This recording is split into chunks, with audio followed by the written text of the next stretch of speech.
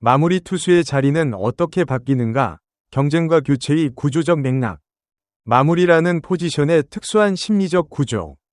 야구에서 마무리 투수는 단순히 9회를 던지는 선수가 아니다. 팀 전체의 심리적 안정망 역할을 한다. 경기 막판 1에서 2점차 상황에서 더가웃과 팬이 저 선수가 있으면 괜찮다는 확신을 가질 수 있어야 마무리로서의 기능이 완성된다. 이 신뢰는 오랜 기간에 걸쳐 반복적인 성공 경험이 쌓여야 형성되고 반대로 한두 번의 실패로도 균열이 생기기 시작한다. 마무리 투수의 자리가 갖는 또 다른 특수성은 대체 가능성의 문제다. 선발 투수는 성적이 부진할 때 순번을 건너뛰거나 불펜으로 전환하는 방식으로 역할을 조정할 수 있다. 그러나 마무리는 팀 내에서 단 한 자리만 존재한다. 대체자가 등장하는 순간 기존 마무리는 사실상 역할의 핵심을 잃는다. 이 이분법적 구조가 마무리 포지션의 경쟁을 다른 포지션의 경쟁보다 더 극적으로 만드는 이유다. 임시 대체와 경쟁 구도의 차이, 벤치 메시지 읽기. 김원중이 9회 이전에 투입되는 장면이 반복된다는 것은 단순한 컨디션 조정이 아닌 역할 재배치의 신호일 수 있다. 이 두 가지를 구분하는 것이 현재 상황을 읽는 핵심이다. 임시 대체의 경우 벤치는 김원중이 회복되면 다시 9회를 맡긴다는 신호를 팀 내외에 보낸다. 이때 대체 투수는 고원의 역할에 그치며 새로운 마무리로서의 가능성을 열어두지 않는다. 반면 경쟁 구도의 경우 벤치는 현재 상태로 가장 적합한 투수가 9회를 던진다는 원칙을 실행에 옮긴다. 이 원칙이 실행되는 순간 기존 마무리의 자리는 과거의 업적이 아니라 현재의 성과로 재심사된다. KBO 역사에서 이 두 경로가 어떻게 전개됐는지를 살펴보면 결과가 상반된 사례들이 공존한다. 임시 대체 기간이 길어지면서 대체 투수가 자연스럽게 마무리로 정착하는 경우도 있었고, 반대로 기존 마무리가 9위를 되찾으면서 다시 9회를 장악하는 경우도 있었다. 어느 쪽이 될지는 두 선수의 성적 추이, 벤치의 결단, 그리고 팀의 순위 상황이 복합적으로 작용한다. 마무리 교체의 역사적 패턴, KBO와 타리그의 사례. KBO에서 팀의 상징적 마무리가 경쟁에 직면한 사례는 반복적으로 존재한다. 이 사례들을 유형별로 분류하면 몇 가지 패턴이 드러난다. 첫 번째는 세대 교체형이다. 오랜 기간 마무리를 담당한 투수가 나이와 함께 구위가 떨어지면서 젊은 투수에게 자리를 내주는 경우다. 이 유형에서는 교체가 비교적 자연스럽게 받아들여지며 전임 마무리는 셋업맨이나 불펜 베테랑으로 역할을 전환하는 경우가 많다. 두 번째는 부상 기인형이다. 부상이나 컨디션 저하로 인해 기존 마무리가 일시적으로 역할을 내주는 경우다. 이 유형에서는 회복 후 원래 자리로 복귀하는 경우와 그 사이 대체 투수가 입지를 굳혀 역할이 영구적으로 바뀌는 경우로 나뉜다.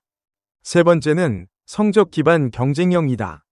팀 내 여러 불펜 투수가 비슷한 수준의 능력을 갖추고 있을 때 성적에 따라 마무리 역할이 유동적으로 운용되는 경우다. 이 유형은 선수 개인에게는 불안정성을 의미하지만 팀 입장에서는 경쟁을 통해 최적의 자원을 발굴하는 기회가 되기도 한다. MLB에서는 마무리 역할의 고정성이 KBO보다 강하게 유지되는 경향이 있다. 세이브 규정과 계약 조건이 역할 고정을 강제하는 구조적 요인으로 작용하기 때문이다. 반면 NPB와 KBO는 상대적으로 벤치의 재량권이 넓어 성적에 따라 마무리가 교체되는 사례가 더 빈번하다. 최준용이라는 변수, 새로운 마무리의 조건. 최준용이 이 경쟁에서 진지한 대안으로 평가받으려면 단순히 몇 경기의 좋은 성적만으로는 부족하다.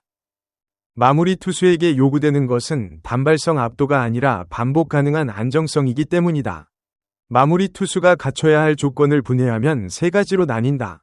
첫째는 구위의 지속성이다. 시즌 초반 좋은 구위가 여름을 지나며 유지되는지가 핵심이다. 특히 짧은 이닝을 고강도로 반복하는 마무리 역할은 체력과 어깨 관리가 선발보다 더 까다롭게 요구된다. 둘째는 심리적 내구성이다. 한두 번이 실패 후 다음 등판에서 같은 투구를 유지할 수 있는지가 마무리 적합성의 핵심 기준이다. 셋째는 특정 타자 유형에 대한 대응력이다.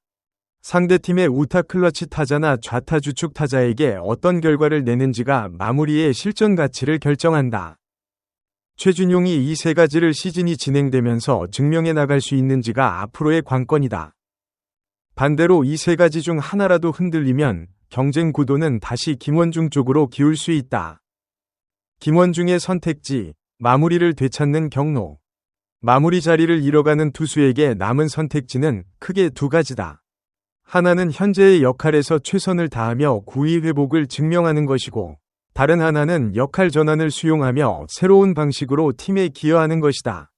첫 번째 경로는 이상적이지만 쉽지 않다. 9회가 아닌 이닝에서 던질 때 선수가 느끼는 심리적 차이는 외부에서 보이는 것보다 크다. 마무리 투수로서의 정체성이 강한 선수일수록 이 전환이 더 어렵게 느껴진다. KBO에서 마무리 역할을 잃은 후 셋업맨으로 전환하면서 오히려 더 안정적인 투구를 보여주는 경우도 있었지만, 반대로 역할 변화 이후 급격히 성적이 하락하는 경우도 있었다. 두 번째 경로는 현실적이지만 또 다른 도전을 의미한다.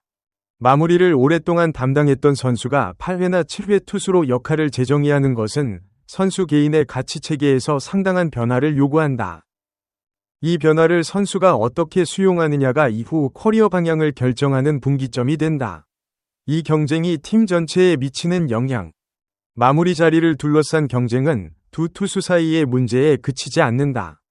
불펜 전체의 역할 배분, 다른 불펜 투수들의 심리적 안정감, 타선이 1점차 상황에서 느끼는 신뢰도, 이 모든 것이 마무리의 확실성과 연결된다. 마무리 자리가 유동적인 팀에서 나타나는 가장 큰 부작용 중 하나는 불펜 전체의 역할 불명확성이다. 누가 9회를 던지는지 명확하지 않으면 8회를 던지는 투수의 역할도 애매해지고, 이것이 불펜 운용 전체의 불확실성으로 이어진다.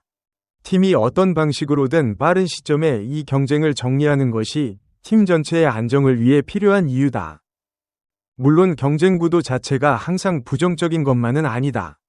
두 투수가 동시에 높은 수준을 유지하면 팀은 더 두터운 마무리 자원을 확보하게 된다. 이 상태가 장기간 유지될 수 있다면 팀에게는 오히려 사치스러운 고민이 된다.